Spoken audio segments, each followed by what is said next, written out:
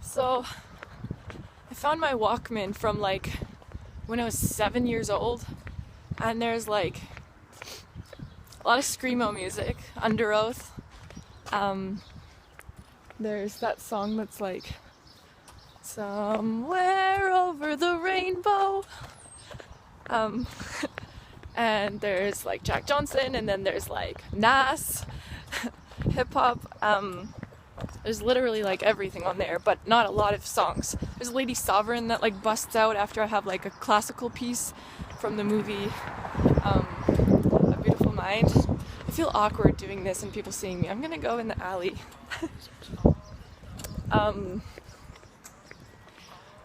But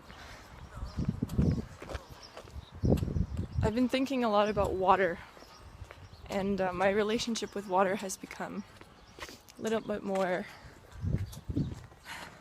profound, I guess you could say. It's a spiritual relationship now, and I never really thought of water as I thought of it as spiritual, but I didn't get it.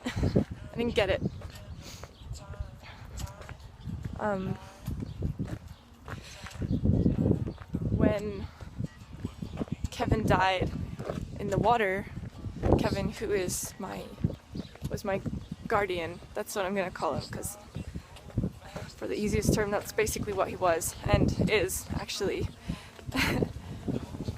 But when he passed away in the water, it was hard for me because I was in the mountains when that happened. I was in Korea when that happened, and he was in the mountains. And when I came back from traveling, I was homeless again because of circumstances that I could not have controlled. And I'm sorry, it's really, really windy. So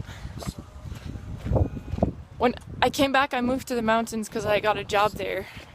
And I literally started working the day I got back. So anyone who thinks I'm lazy doesn't know me. It was hard for me to live in the mountains and be there when it was the mountains that, oh gosh, this is crazy. It was the mountains that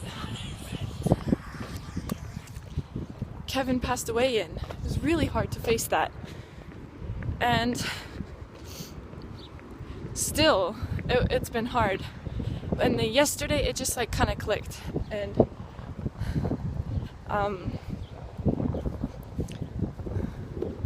I was going to my friend's restaurant for open mic, which is where Kevin kind of would bring people together, and where I have brought people together and want to continue to do so, because it's a place of community and healing and unity and expression, and a place where you can just be you. And I was sending the address to a friend, and it said southeast, and I was like, what? Southeast? The center of Calgary is the Calgary Tower, right? And like, I'm good with maps and stuff, but mind you, I'm not really a downtown person, even though I've lived in downtown for like over a year. And like around downtown for the past like 4 years, but I don't really go out. Not really. I don't have the money to, and most places I don't really want to anyway.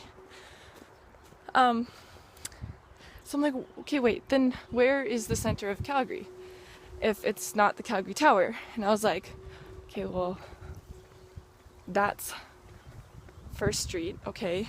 And I realized, I'm like, the center of Calgary is the center of that Lions Bridge that crosses from Chinatown into like going up Center Street.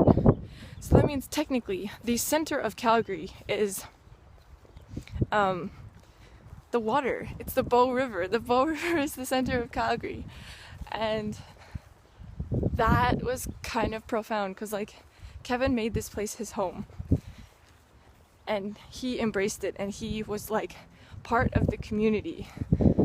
He was like that from the beginning. I only talked to some of the other buskers who play there yesterday and did not know that the reason that they were there was because of Kevin.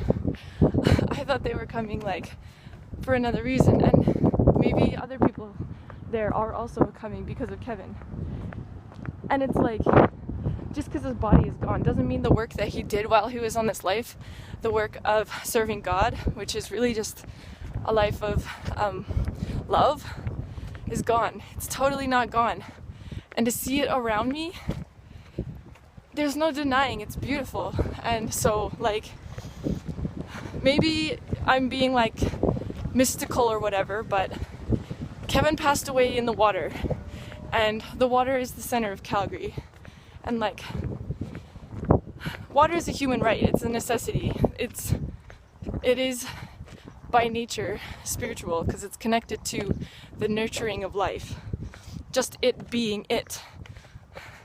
And I think very deeply like these, and like have all these like streams of thought, and then when there's like a piece that connects them all together, it's like boom. And then other people, they don't maybe feel it or get it, but or really understand, and that's fine.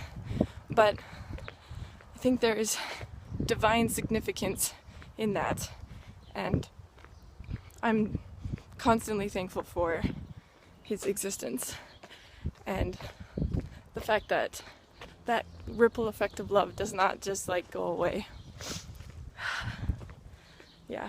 I was just listening to Under Oath on the way here, and I haven't listened to them in a long time because like screamo music is a bit intense, but that doesn't mean that there isn't value in it. And Under Oath specifically, who has a vocalist who's a screamer, it sounds weird, but he sings too. It's not just like screaming.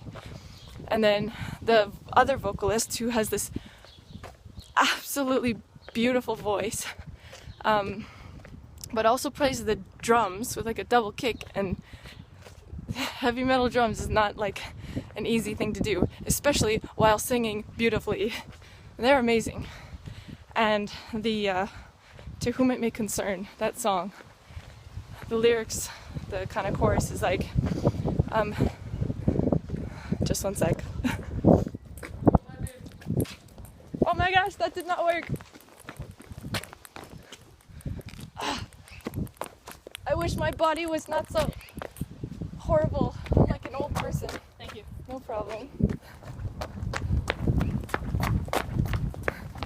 Oh.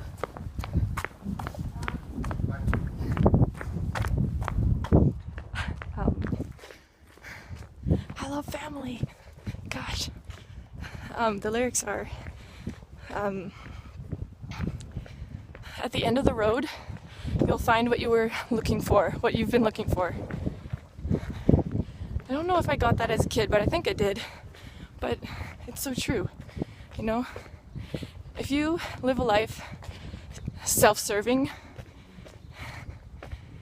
it's not gonna work out for you, and that's what you're, you know, pursuing. But if you're living a life of service and love, that's what you're gonna create, and that's what is gonna be at the end of the road for you. So Kevin, definitely the end of the road for him. I mean, there's not really an end, but like in terms of the body and this life here, that's what he's left behind, and that legacy won't go away.